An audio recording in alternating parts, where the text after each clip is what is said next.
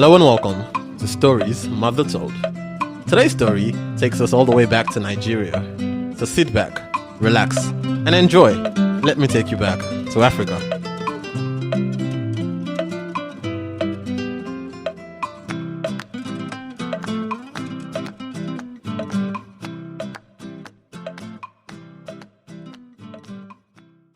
Today's story is titled The Discontent Man.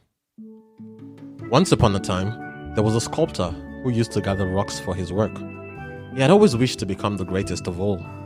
One day, while he was out in the field with his hammer and chisel, hammering away at a rocky mountain, he got tired, and when he stopped to rest, he saw a tree sitting idly, receiving free nutrients from the sun and providing shade for the animals. Then he thought to himself and said, "I wish I was the tree. That way, I wouldn't need to walk, and I would be the greatest as everyone would depend on me for food and shade." The gods answered his wish, and suddenly he became a tree.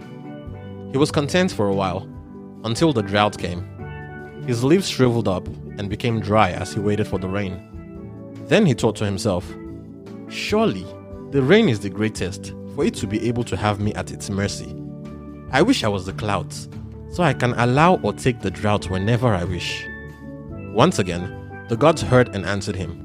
He became the clouds and flooded the homes of those he thought were wicked, while granting to those he loved a good amount of rain. He was content for a while, until the sun came and cleared away the clouds.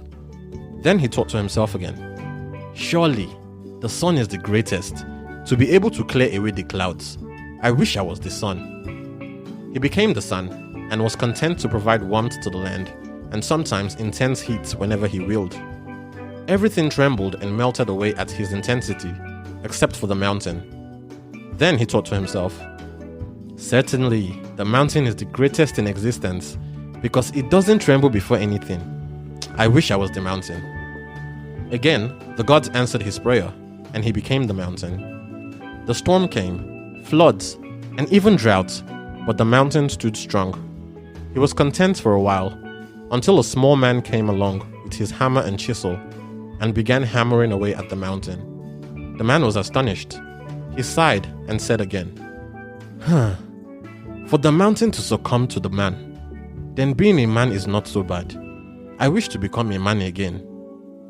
The gods granted his wish, and he lived the rest of his life content with being a man.